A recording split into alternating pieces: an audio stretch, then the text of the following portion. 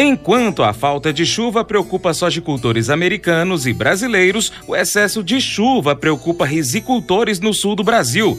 Avanço lento na colheita de milho americano e no Brasil, preços recuando.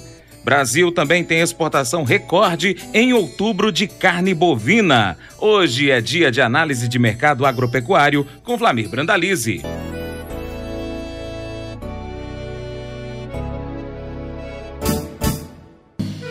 Acordo de manhã para prosear no mundo do campo, as notícias escutar. Vem com a gente em toda a região com o seu programa Paracatu Rural. Tem notícias, informação e o mais importante, sua participação. Programa Paracatu Rural. Programa Paracatu Rural. Análise de mercado agropecuário com Vlamir Brandalize. Os contratos futuros da soja negociados na Bolsa de Mercadorias de Chicago fecharam a terça-feira com preços mais baixos. A previsão de clima seco, o avanço da colheita nos Estados Unidos e a ausência de novidades sobre o acordo comercial entre chineses e americanos pressionaram os preços. Os negociadores também começam a buscar um melhor posicionamento frente ao relatório de novembro do Departamento de Agricultura dos Estados Unidos, USDA, que será divulgado na próxima sexta-feira, dia 8. Nosso colaborador Vlamir Brandalize tem detalhes sobre o mercado da soja no Minuto do Produtor. Olá, amigo produtor, aqui é o Brandalize no Minuto do Produtor. E o comentário desta semana começa com a situação da safra americana. A colheita andando forte nos Estados Unidos, ainda com atraso frente ao ano passado e a média histórica, em função do plantio que se deu com atraso de 3 semanas em média. Mas agora na reta final aí a colheita está andando rápido, a semana é de clima favorável para a colheita e com isso limita movimentos importantes lá em Chicago, não deve movimentar nem muito para cima nem muito para baixo. O USDA divulgou aí a semana 75% das lavouras colhidas de soja. Semana passada dava 62%, o ano passado era 81% e a média 87%. Então está abaixo da média, mas na reta final, está no quarto final da colheita, tendo 25% para colher de agora em diante e o clima favorável essa semana deve forçar aí essa colheita aí saltar aí para perto de 90% essa semana que vem. E aí resta pouco no campo. O mercado espera aí que no final de semana agora, com o novo relatório da oferta e demanda do USDA, venha a safra menor aí e se acredita na faixa de 95 milhões de toneladas, um pouco menor que o mês passado, para a soja, em função de que as produtividades foram menores do que as expectativas. O mercado de Chicago vai se mantendo, consegue suportar aí o spot na faixa de 9,20 acima e os demais meses de 9,30, 9,40 até 9,70. Então a janela 9,20, 9,70 que a semana vem trabalhando em Chicago.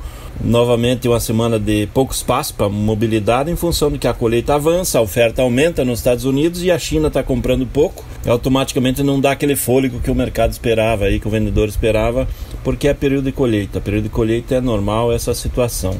Com relação ao mercado brasileiro, segue aí com os indicativos na faixa de R$ 88,00 nos portos, aí para soja disponível, 85,5 a 86,5 para safra nova, até 87. Poucos negócios, quase nada de negócio na soja brasileira, alguma coisa negociada para o mercado interno para consumo regional e aí pagando um pouquinho mais proporcionalmente. O ACSEX divulgou os dados finais aí da exportação no mês de outubro com 4.868,8 mil toneladas. Então o volume aí foi até melhor do que foi no mês de setembro, que teve 4.447,7 mil toneladas, mas esse mês de outubro ficou menor do que outubro do ano passado, que o ano passado foi recorde histórico, né, com 5.218 mil toneladas. O número da exportação até agora segue forte aí, com 69,6 milhões de toneladas, e continuamos acreditando que o fechamento do ano, ainda faltando novembro e dezembro, chegue em umas 75 milhões de toneladas. Então esse é o quadro da soja brasileira na exportação, continua sendo o principal produto da pauta de exportação brasileira e trazendo bilhões de dólares, né? A gente não fala em milhões, em bilhões de dólares. O farelo em outubro embarcou 1.392.000 toneladas e acumula 13,5 milhões de toneladas no ano. E o óleo embarcou 34,3 mil toneladas. O óleo vem perdendo espaço na exportação porque a demanda interna continua aquecida, nós temos o aumento do uso para biodiesel e com isso cada vez menos óleo brasileiro na exportação e mais óleo no mercado interno, óleo para biodiesel, óleo para a indústria nacional, óleo para o consumo humano. E isso vai deixando mais produto aqui e menos produto para vender lá fora. O óleo no acumulado ano está com 964,7 mil toneladas exportadas e o complexo soja todo já completa até o final de outubro 84,2 milhões de toneladas. Então, o principal produto da pauta de exportação brasileira chama-se soja e seus derivados. E internamente calmaria na semana dos negócios. A Bolsa de Mercadorias de Chicago para o milho fechou com preços mais baixos. Apesar do avanço lento na colheita, traders não estão convencidos de que poderá haver grandes problemas na produção e nos estoques da safra norte-americana. Além disso, o indicativo de uma demanda fraca para o cereal norte-americano também atuou como um fator baixista aos preços. Já o mercado interno, depois da forte valorização nas primeiras semanas do mês de outubro, os preços do milho recuaram no mercado brasileiro no final do mês. Os principais fatores foram a queda do dólar frente à moeda brasileira e o menor volume exportado pelo Brasil na comparação mensal. Brandalize agora vai falar com a gente sobre o mercado do milho. No mercado do milho, nós estamos vendo aí o USDA apontando já praticamente a fase de maturação chegando a seu final, né, com 96% das lavouras americanas já na maturação ou colhidas. Também está com atraso, porque o normal seria 100%. A colheita chegou aí essa semana a 52% das lavouras americanas. A semana passada era 41%, teve um bom avanço. O ano passado, 74% das lavouras estavam colhidas e a média histórica é 75%. O milho também deve avançar rápido essa semana com a colheita, porque o clima tem favorecido lá e com isso também limita alguma evolução no mercado de Chicago. Até o milho tem sido mais pressionado para baixo nos últimos dias porque as exportações americanas e os embarques americanos de milho nesse ano estão muito fracos, né? Porque o Brasil está muito agressivo no mercado internacional e estamos ganhando espaço dos americanos. E o que a gente vê aí na exportação brasileira? O mês de outubro fechou com 6.137,5 mil toneladas exportadas. Ou seja, o ano passado, o mês de outubro, foram 3.105.000 toneladas. Esse ano praticamente dobrou o volume. E no acumulado do ano já estamos aí com 36.292.800 toneladas.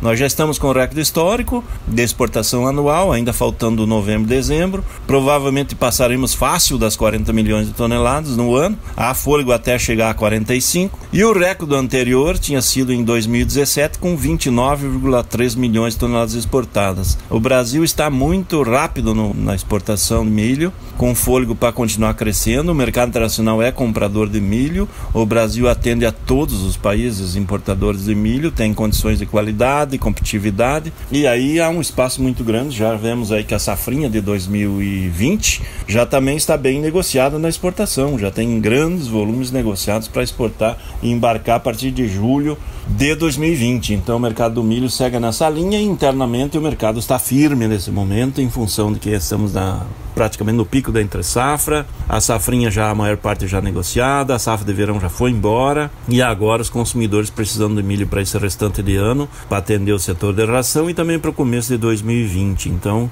nós estamos vendo mais compradores que vendedores e vai mantendo os indicativos firmes. Com isso não está mostrando novos negócios na exportação. Mercado de Porto aí falando na faixa de R$40, R$41, mas internamente os níveis estão melhores aí na indústria brasileira e com isso nos negócios que fluem aí são pontuais e para a demanda interna, e os embarques de exportação são aqueles somente de contratos antigos. Esse é o quadro do milho no momento e vai seguir firme aí, não tem muito o que mudar esse ritmo porque tem pouco milho para ser negociado e a demanda vai continuar. Estamos com um período bom de demanda, o mês de novembro é forte de demanda, nós temos todo o setor da carne para produzir, o frango, o suíno, para atender aí a demanda de final de ano e as exportações do segmento da carne também que vão crescer crescer e continua evoluindo nos 3 principais produtos nossos aí, frango, suínos e boi, né?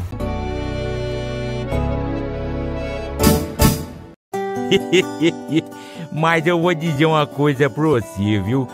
Se quiser colocar propaganda sua aqui nesse programa, eu vou dizer um negócio, você vai ter um resultado bom demais, senhor. Isso mesmo, é facinho, senhor. Você pode entrar em contato com os meninos ligando o telefone deles, é o 38, é o 991810123, bem fácil. É muito bom porque aí a sua empresa vai sair dentro de um programa que é ligado aí ao homem pra mulher do campo. É bom ou não é, só?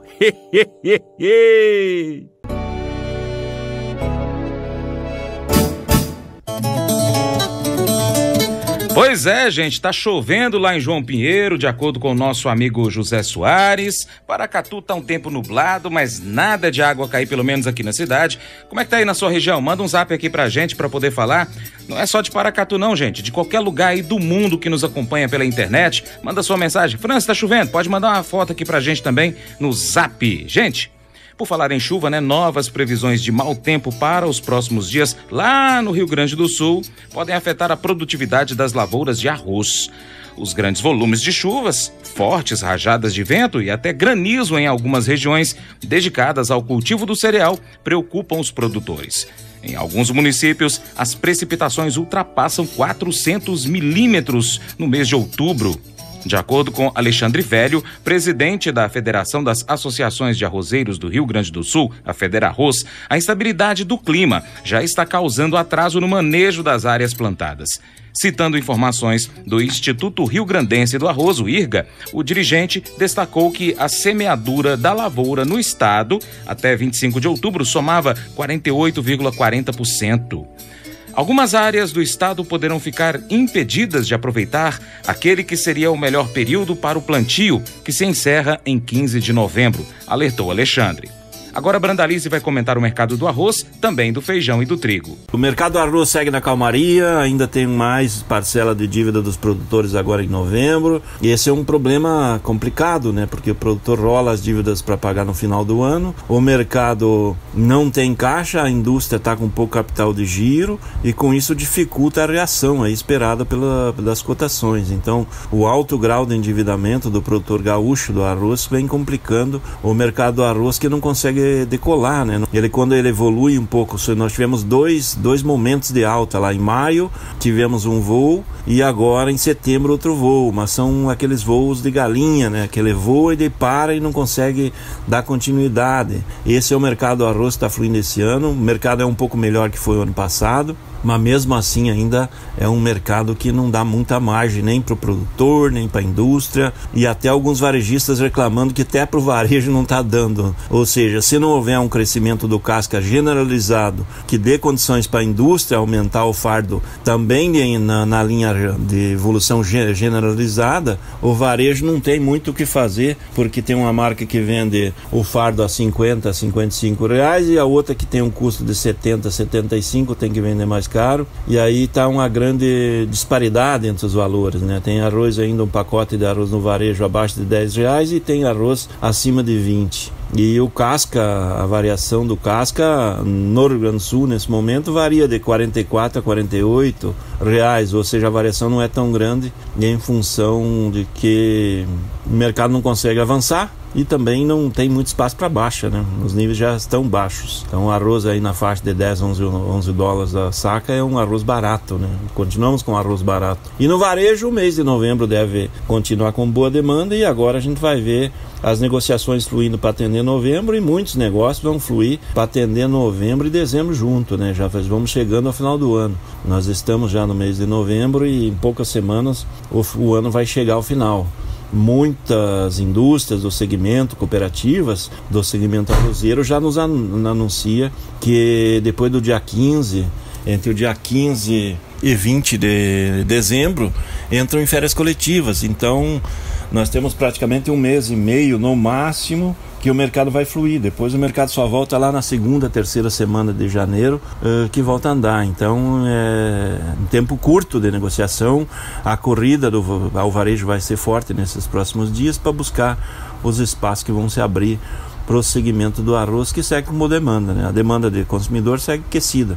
E ainda estamos aí com mais dinheiro no bolso dos trabalhadores, porque continua sendo liberado o fundo de garantia, e parte do fundo de garantia está sendo usado nos supermercados aí para comprar alimentos. Feijão também segue com pouca oferta, mas também estabilizado. Aí não consegue decolar em função que está sendo colhido em alguns pontos de São Paulo, irrigados aí do Centro-Oeste. Então a oferta está limitada, nós ainda estamos no vazio de ofertas, mas os empacotadores continuam atendendo o varejo com valores aí próximos da estabilidade, e com isso o mercado do feijão segue entre 135, 140 até 180, 190, poucos falando alguma coisa assim para produto mais nobre, e algumas variedades aí diferentes aí do preto e do carioca que podem conseguir valores maiores, né? Então esse é o quadro, mas segue comprador e mantendo boa margem para o produtor também. As lavouras de feijão da safra de verão estão implantadas no sul, e parte do sudeste também já tem lavouras em desenvolvimento, mas é um feijão que entra lá em dezembro, janeiro, e por enquanto em condições próximas da normalidade. No Paraná a gente nota que as temperaturas estão muito altas, as lavouras começando a entrar em florescimento, e o calor extremo e as chuvas empancadas não sendo de cobertura total podem começar a prejudicar as lavouras, né? O excesso de calor pode começar a causar abortamento de flores aí dessa primeira safra do feijão que está no campo nesse momento. Isso é fator também positivo aí para o começo do ano para o mercado feijão.